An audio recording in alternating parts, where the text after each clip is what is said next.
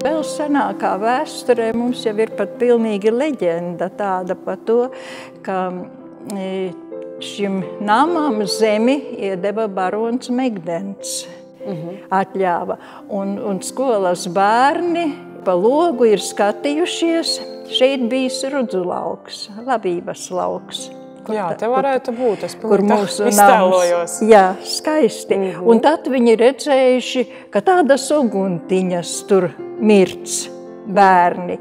Un bērni stāsta savam skolotājiem otrā dienā, ka tur mirdzēja vakar tādas uguntiņas. Un tas skolotājs, tas ir Klēbaks, mūsu novadnieks, kas arī ļoti daudz sarakstījis vēsturisku grāmatu par Galgausku, gan par kultūru, gan par skolu. Un tas ir teicis, tās guntiņas, uguntiņas nozīmēja to kultūras gaismu, kas būs šī namā. Un, protams, šo namu cēla par ziedojumiem.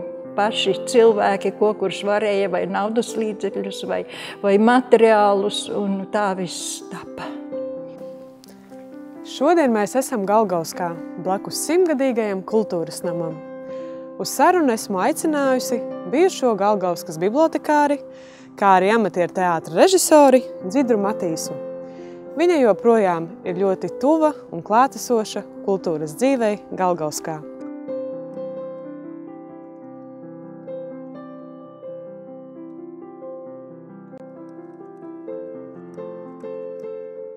Mēs esam atbraukuši pie jums ciemos uz Galgausku. Zinu, ka jūs, kā man pati minējāt, jau esat daudz rakstījusi, daudz runājusi par šo namu, par Galgausku, bet tomēr mums gribējās vēl tādu dzīvu sarunu par to, par jūsu devumu un par jūsu pieredzi saistībā ar kultūru Galgauskā. Par cik ir tiešām daudz gadu un daudz notikumu noteikti bijuši. Pastāstiet lūdzu, jau uz to atskatās, kas ir tas, ko varētu nosaukt kā skaistāko un bagātāko laiku tieši kultūras dzīvē? Jā, varbūt jāpiemina tas laiks, kad es ienācu Galgauskā. Es neesmu dzimusi galgausnieti, bet beidzot Rīgas kultūras un izglītības darbinieku tehnikumu, tajā laikā viņš saucās, 1962. gadā nonāca Galgauskā. Un jau nonākot Galgauskā, zināju, ka Galgauskā ir ļoti senas kultūras tradīcijas, sākot jau no 1800.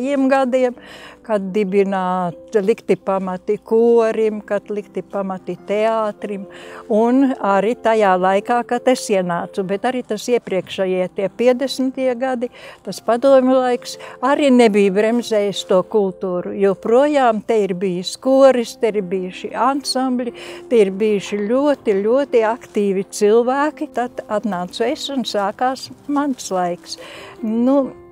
Kā jau tajā laikā un vēl jaunos gados, tikko pēc skolas, vienmēr gribējās iesaistīties kultūras dzīvē. Un tā es arī domāju, vai tad būšu tikai bibliotekāre, vai arī sākšu kaut ko darīt kultūrā. Protams, tie cilvēki, liela daļa vēl te bija saglabājušies, kas ļoti uzreiz uzaicināja un ieteica, ka vajadzētu sākt darboties. Ko jūs darījāt? Kas bija tas pirmais? Ansamblis. Jau tūlīt 2. gadā mēs nodibinājām sieviešu ansambli. Un mums tad brauca vadītājs pat no Piebalgas. Un vēlāk mūsu ansambli vadīja pat Gulbenes mūzikas skolas direktors Vilnis Beitiks bija vienu brīdi. Un tie ansambļi tad radās arī vīriešu ansamblis un radās arī orķestra grupa, ar vārdu sakot, un arī teātris pamazām sāka atdzīvoties. Tas vēl nebija mans laiks, tad vēl tā iepriekšējā režisore, arī bijusī skolotāja Emma Matīsa, palīdzēja un organizēja. Bet, kas ir vissvarīgākais, kā Galgauskā visu laiku, visus gadus, kamēr vien mums pastāvēja skola, ir ļoti labs kontakts bijis ar skolotājiem. Tie arī bija ļoti labi, aktīvi cilvēki. Arī tajā gadā, kad es sāku strādāt, arī skolā ienāca jauni skolotāji. Protams, ka viņi visi gribēja darboties. Un tā mēs ne tikai ansambli, mēs arī nodibinājām vēl deju kolektīvu, skolotāja vadīja Lidija Iļučonaka. Un tas bija 1975. gads, mēs bijām arī Rīgā deju svētkos. Arī radās doma pa kori, ka vajadzētu pamēģināt. Un tad mēs 1976. gads un 18. novembris. Es vēl brīnos, kā mums izdevās šitajā padomju varai tik bīstamajā datumā nodibināt vakarā kori. Tādi vecāku gadu vīri sevišķi, kuri laikam bija domājuši, ka būtu taisni labi, speciāli būtu labi nodibināt kori tajā 18. novembra vakarā. Un jau 1977. gadā mēs piedalījāmies dziesmu svētkos. Nu, un tad 1989. gadā sākām domāt, ka vajadzētu teātri. Jā, man par to teātri, jā. Ļoti interesē. Kā jums aizsākās? Mums aizsākās, es saku, skola ierosināja un arī skolotāji uzreiz pieteicās, kuri būs tie, kas darbosies lomās. Un mēs sākām ar Annas brigaderes Čaukstenēm iestudēt. Un tas bija uz Ziemassvētkiem. Tad jau varējām svinēt Ziemassvētkus, norunājām, ka mēs uz Ziemassvētkiem rādīsim to jau iestudēto Ludziņu. Nu, un tas mums izdevās, un vairs neviens tā kā negribēja pārtraukt, ka turpinās. Jā, un sākās tas atmodas laiks, un tā atklājās, ka no Nacionālās bibliotekas es varu pasūtīt visus iespējamos klasikas lugas un autorus, un vairs nav nekāda slēgtā fonda. Un ar tādu mērķi, ka mēs iestudēsim vismaz 3 izrādes gadā. Uz visiem svētkiem. Un tā arī nosaucām, ka mums būs tāds cikls teātris svētkos.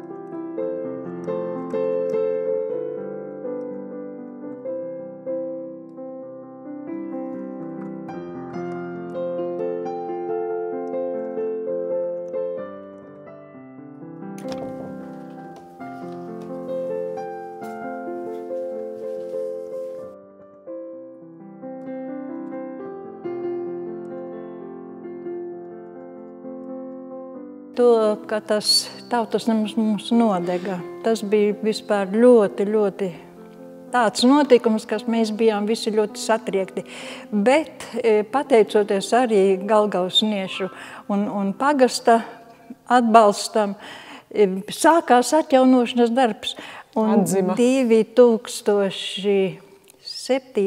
gadā Līgo svētkos mums nebija vēl īstas grīdas. Grīda bija tā vecā, kas vēl bija pārcietusi ugunsgrēku, bet mums jau bija griesti un mums jau bija skatuve, un mēs jau te spēlējām izrādi.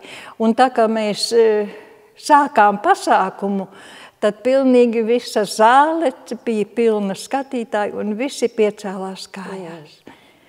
Tas nams vēl īsti nav gatavs, bet tāpat cilvēki nāk un gaida un grib. Jā. Tas jau tā doma vien, ka lai vai kā, bet mēs būsim un darīsim. Un mēs jau arī nepārtraucām darbību. Mēs taisījām pasākumus, pagastam ir zālīte, tur mums diezgan paliela zālīte. Un vēl tanī laikā bija pagasta priekšsēdētājs Staņislavs Žibovskis. Un viņam pieder tā veikalēka, un tā arī tika tur atjaunota, un tur arī mēs rīkojām pasākumus. Tur arī bija paliela zāle. Teātris spēlējām, un tāpat ansamblis dziedāja. Ar vārdu sakot, mums jau arī teātrim vienmēr ir bijis sadarbība ar Ingu, ar vējušu muzikantiem. Viņi gan ir atbalstījuši kā aktieri izrādes, un arī, ja vajadzēja dziesmas mums pa vidiem, tad viņi arī ir mums druscīt krāsaināku izrādi palīdzējuši veidot ar savu dziedāšanu. Domājot par Galgausku, kā pirmie prātā nāk Galgauskas kultūras nama vokālais ansamblis Veišu muzikanti. Ansamblis pastāv jau no 2004. gada, tātad 20 gadus, un visu šo laiku vadītāja ir Inga Zomerovska.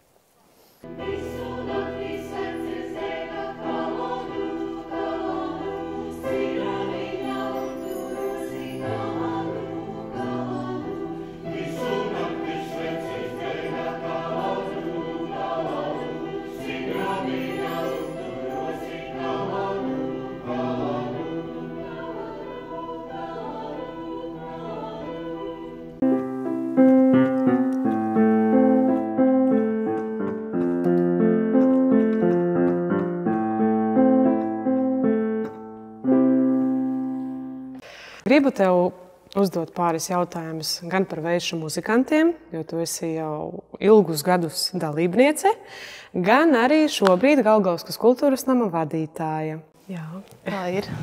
Cik gadi Veišu muzikantiem šobrīd ir un cik gadus tu pati darbojies? Veišu muzikanti šogad nosvinēja 20 gadus, un es pati dziedu gandrīz 20 gadus. Oho. Šī skatuve ir izdziedāta un izdejota. Un Inga ir vadītāja jau no pašiem pirmsākumiem. Inga mums ir vienīgā vadītāja, Veišu muzikantos. Jā, kāda ir pati Inga kā vadītāja? Ar Ingu man asociējās 3 vārdi. Stingra vadītāja, kvalitatīva vadītāja, jo to latiņu tad nevarētu noturēt, ja nebūtu, bez stingrības nebūtu kvalitātes. Un arī ļoti emocionāla būtne, jo reizēm arī salūst, bet reizēm ir tur, kur viņa ir. Un Inga ir tāda, kura vienmēr māk pateikt paldies katram personīgi, vai tie ir dvēseliski vārdi, vai tā ir maza dāvaniņa, vai tās ir emocijas, kas ir pēc koncertiem izdzīvotas. Bet, jo to mēs izjūtam katrs dziedātājs arī pēc koncertiem, pēc skatēm, pēc dzimšanas dienām, pēc priecīgiem brīžiem, pēc netik priecīgiem brīžiem, ko mēs esam kopā pavadījuši. Pāris teikumos, ko tu teiktu par Veišiem, kādi viņi ir?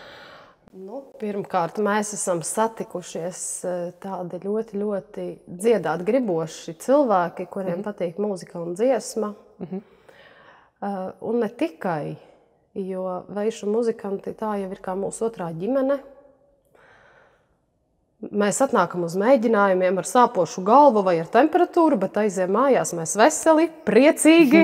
Mēs esam izdalījušies ar savām domām, padalījušies un ar saviem viedokļiem un palīdzam viens otram, kas arī šeit ir mūsu tas kodoliņš, kas mūs tur pie dzīvības. Kādi šobrīd tev kolektīvi darbojas? Šobrīd darbojās jau 5. gadu mazie veisīši, kas ir bērniņi. Tur ir arī vadītāja Inga. Jā, viņi mums piedalās katros mūsu tradicionālajos svētkos un ne tikai ļoti atbalstošs kolektīvs 5 gadījā veisīšiem. Tad mums darbojās lietišķās mākslas pulciņš Vieta, vadītāja Aija uz šo brīdi ir ļoti radošs kolektīvs, arī ļoti atbalstošs kultūras namiem nāk palīgā. Izstādes burvīgas, darbiņi burvīgi, dāmas burvīgas, veselību viņām, jo viņām kolektīvs arī nav mainījies jau 15 gadus. Jā. Tad mēs esam paši Veišu muzikanti, 20 gadus šogad nosvinējām. Tad mums darbojās teātris Rekvizīts. Uz šo brīdi vada Pārsla Lazdiņa, bet kopš pirmsākumiem, kopš Dzidras Matīsas laika, 35 gadi, kopš teātris šeit darbojās, un šogad svinēs 35 gadu jubileju. Un vēl mums ir dzimis viens jauns kolektīvs, kur darbojās jaunieši, brīvprātīgie jaunieši ar brīvprātīgo mūsu enerģisko izdomu bagāto Sendiju Medni, jo viņš mums ir Galgauskai atradums. Es teiktu tā, kad viņš augs un būs mums tāds zelta kodoliņš arī. Kas turpinās, vai ne? Kas turpinās, jo viņš mums ir iesējis to sēkliņu. Mēs ar viņu ļoti roku rokā ejam. Šogad ir jau 2 projekti, kas ir tūlīt būs realizējies viens, bet vienu mēs realizējām jau vasarā. ar skatu uz nākotni, vai varbūt arī tagadni par projektiem. Es zinu, ka tu daudz kur arī iesaisties, un vispār kādas tev tā kā idejas, un ko tu gribētu realizēt? Pirmām kārtām jau gribētu sakārtot apkārtni, jo, kā redzams, bija mums no stāvvietas. Jā, Šogad mēs startējām ar vienu lielu projektu, bet nesabalsoja, bet mēs rokas nenolaidīsim, mēs turpināsim. Kādu tu redzi nākotni namam? Namam. Manuprāt, katra kultūras namā ir tā jēga, kad ir tā dzīvība. Tie skatītāji, tas cilvēks, kas atnāk. Jo, lai notiktu pasākums, lai pastāvētu kolektīvi, ir jābūt tam skatītājiem. Un arī tie, kas darbojas, vai ne? Jā, lai mēs darbotos, mums vajag priekš kā to darīt. Mums vajag to mērķi, vai tas ir pasākums, vai tas ir cilvēks, kas atnāks un skatīsies, jo tā ir tā vērtība, kas priekš kā mēs to daram. Mūsu raidījums saucas Gulbenes novada kultūrlāde. Un, ja mēs tā iztēlojamies simboliski tādu lielu lādi, ko jūs gribētu no Galgauskas šajā lādē par kultūru ielikt? Kas būtu tās lietas, tie notikumi, vai cilvēki, vai svētki, vai koncerti, ko atverot šo lādi un jūs ieraugat, jā, tas ir no mums, no Galgauskas? To jau vienā vārdā nevar pateikt. Pirmkārt, es domāju, mūsu namiņš, 100-gadnieks, kuram mēs jau vēlam vēl joprojām visi, kas esam, un arī tie, kas jau aiz mākoņa maliņas, lai viņam ir saules mūžs. Bet, protams, arī to mūsu cilvēku atsaucību un aktivitāti un darboties gribēšanu.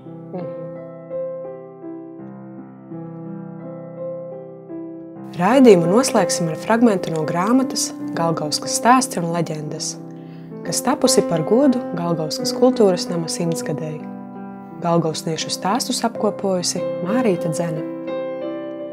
Galgauskas dziedāšanas biedrības nams. Tā nav tikai ēka, kurai 1924. gada 14. septembrī tika likts pamatakmens. Tā sevī iemieso galgausniešu sapņus, vēlmes, iespējas, izpausmes un lepnumu vairāk nekā gadsimta laikā. Ko lai novēlu? Lai Galgauskas kultūras namam vēl ilgus gadus stipri turas pamatakmens.